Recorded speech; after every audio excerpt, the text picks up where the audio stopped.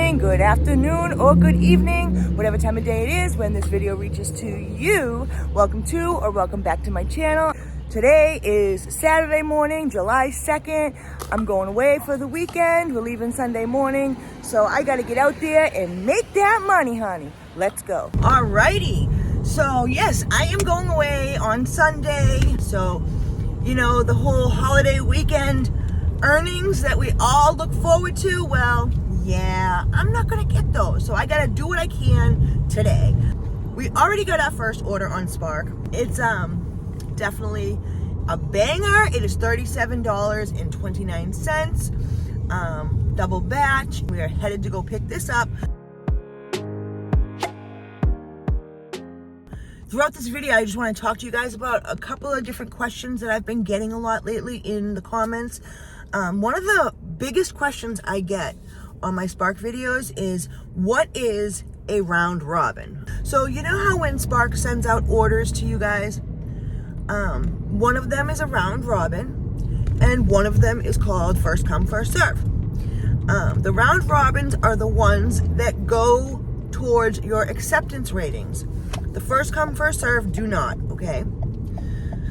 So when you get a notification from Spark that says there is one order or one offer available for you to accept, you have until this time to accept it, and usually they give you like a minute or two.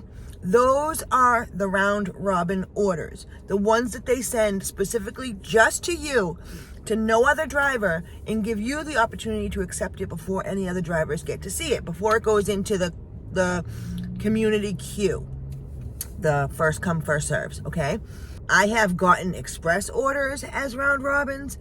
I have gotten in-store or .com pickups as round robins. So there is no discrimination against the orders on which ones can be round robin. Some people think it's just the curbside, and that is not correct. Alrighty, I had to sit there and wait for a little bit. I actually had to call the number, which I usually don't have to do. But we are locked, loaded, and ready to go. First customer is 5 minutes away. The second customer has a really big order. It was a lot bigger than I thought it would be. Hopefully it's not the second floor, but it's a $25 tip, so sometimes you have to work for your money. I don't mind working for it. So another thing that a lot of people ask me, which I'm going to touch on the subject, but I'm just going to tell you what I've read from the Spark Driver app, what I know from what I've read. I don't know everything there is to know, you know, so I try to only give you guys information that I know to be true. So I'm going by what I read. Does acceptance rate matter with Walmart Spark? According to the Walmart Spark app, it does. They say that they will send you better offers if you have better ratings. Now, a lot of people will disagree. A lot of people will share their experiences on proof that it's not true. But it depends on your market as well. Like, you don't know what they're sending other drivers, so you can never truly say it's not true. You can never truly say, oh, they still send me good offers, because yeah, you may have a good offer, but there may be even better offers that they're sending to somebody else, right? According to Spark, it does. But when it comes to like the rules or the theories of what an independent contractor is, people will say, no, it doesn't. It's not supposed to. But these apps can do whatever they want, you know? If it's in the contract that you have to keep your ratings within the standards or whatever, then yeah, they can do it.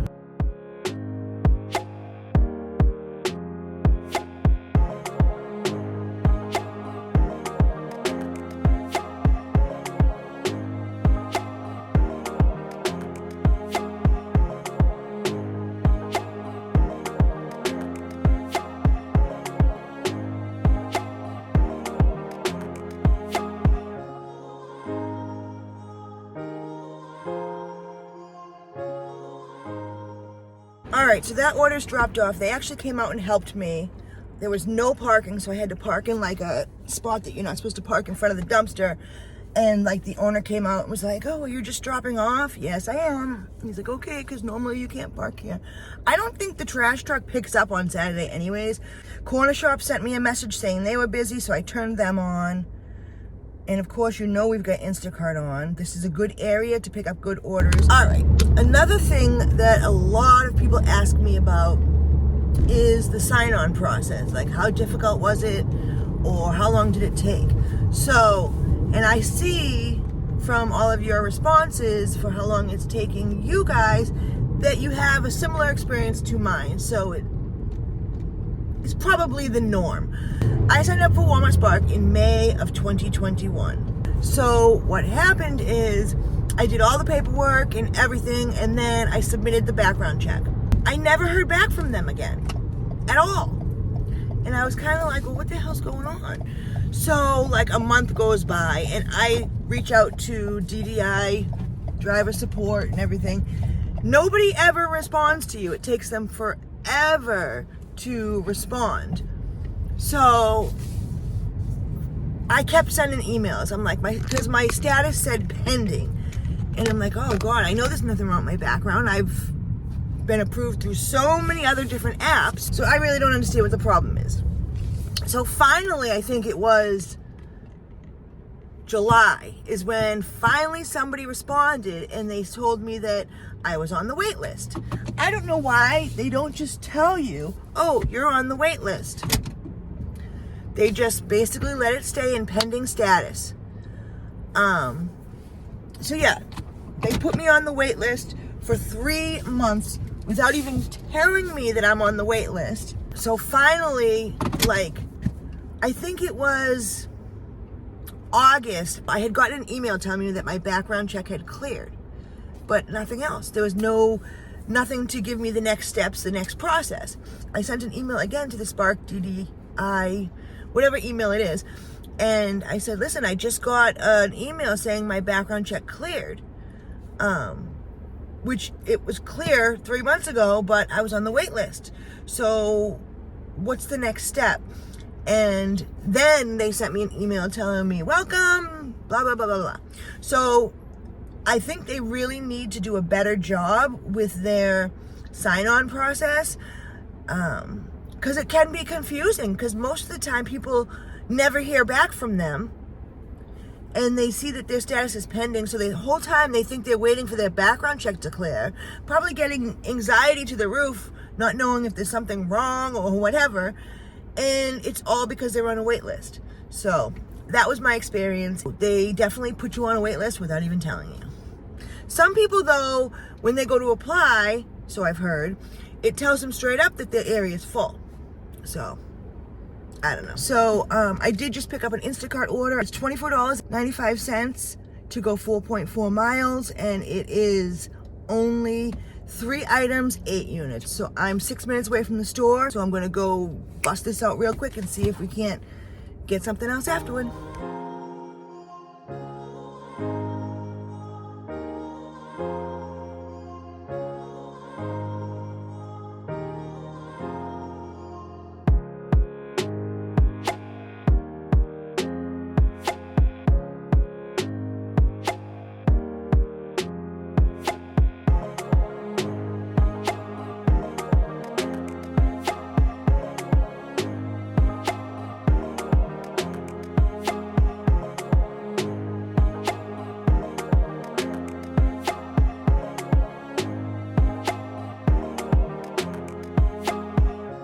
The customer wants outside skirt steak, which they don't have available.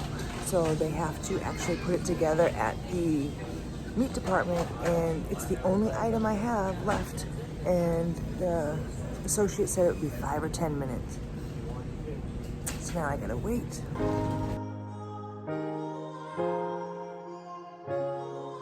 The order wasn't too bad.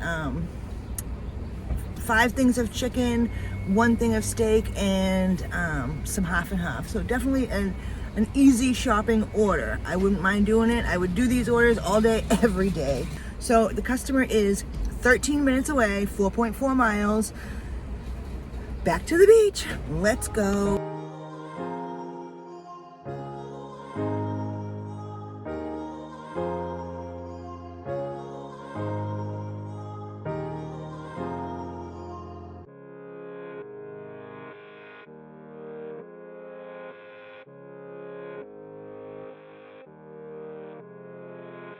right, we got that order dropped off, and we are gonna head towards Walmart just in time for the drop, and hopefully maybe they'll send me something this time around since they didn't last time. All right, so the next thing I wanted to talk about is, so Amazon Flex. I've had a lot of people ask me what the difference is between the base pay blocks and the surge blocks. So base pay is basically the lowest amount, the base amount that Amazon will pay you for a delivery block. In most areas, the base pay is $18 an hour. They have increased the base pay in some areas, but not by much. Generally, the base pay is $18 an hour. Surge is when they offer hourly extra money for that block because of whatever, because maybe there's a dire need. I don't know exactly why. So that's why sometimes in the surges, I'll get paid anywhere from $19 an hour to the most I've seen is $33 an hour in my area. It's different everywhere. Now, another question somebody had asked me was when they release the surges. It's not really a certain time. But what I've noticed is it's usually like an hour or two before the time for that block. So if you want to start your block at 5 p.m., then I would start on the app refreshing at like 3 or 4. Probably 3 because you get there 15 minutes early. Yeah.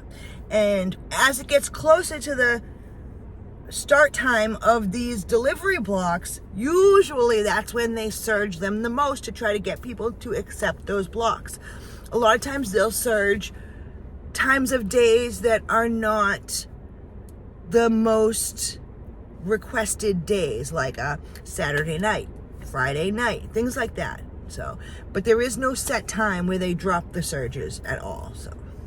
So make sure you guys put down in the comments anything at all. It doesn't matter if it's DoorDash, Corner Shop, I don't care. Amazon, Spark, it doesn't matter. Tell me what you want to know, and if I can help you, I will. If I don't know, I can try to find out, or I can give you my best guesstimate. I am here to try to share whatever knowledge I do have with you guys. Okay, so apparently it's not really busy today. So as I'm sitting here waiting for orders, another thing I wanted to discuss is I have a lot of people, especially when it comes to Amazon, who comment about the miles versus the cost for gas nowadays. I'm not sure that everybody 100% understands how to calculate and figure out your gas expense. But it's not that, oh, it cost me $45 to fill up my tank before I started, and so $45 is how much I'm spending on gas. That's not how it works.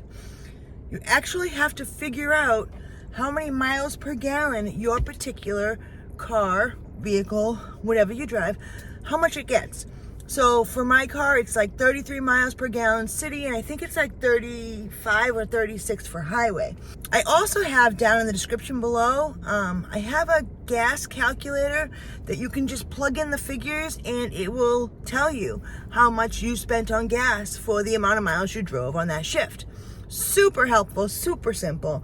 There's also a paycheck calculator down there too that will tell you based on your state's, your individual state's taxes, it will tell you the exact amount you would be paying in taxes based on your pay, your weekly pay. But you basically, so say I drove, so I get 33 miles per gallon. So say I work a shift for Amazon and I drove 33 miles. Well, 1 gallon of gas here is what? $4.50. So I spent $4.50 on gas for that shift because I drove 33 miles. So I probably would have made like 60 something, $70. Get it? So yeah, it's worth it. A lot of people just don't know how to calculate it, and I just think it's very important that you guys know how to calculate it.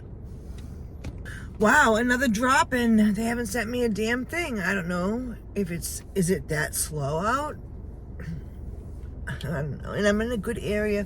I'm just going to have to turn the food delivery apps on, I think. Which leads me to the next question that somebody asked me about what I like better. It was on my Amazon video. They asked me if I liked Amazon better than the food or grocery delivery because it's like a set thing. Honestly, I like Amazon. I like the fact that it's one pickup and then you go deliver. But my ultimate favorite is grocery shopping and delivery. I've got to say, once I started doing Instacart, I was like in love. Like, Instacart for me will always be my favorite app, my favorite platform to work under, because it was a game changer. Like, for me, Instacart put $30 and $40 an hour pay on the map. They put like $1,000 to $1,500 weeks on the map. But it's not like that anymore. I really wish it was.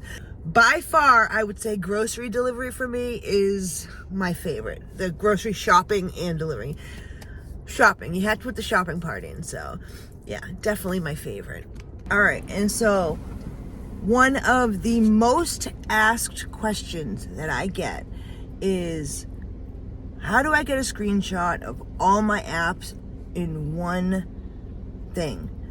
What app do I use that shows all my gig earnings? And I always tell you guys, and I'm going to tell you again, there's a link below in this description. I've done video after video on it, but I use the Gridwise app to track my miles, and it also can track your earnings. You can link the accounts, or you can choose not to link your accounts and just manually enter the information in.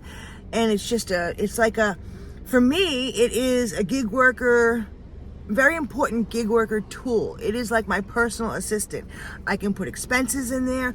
I can go back and run reports from year to year, mileage reports, anything, everything, you name it, you can do it. It's absolutely free.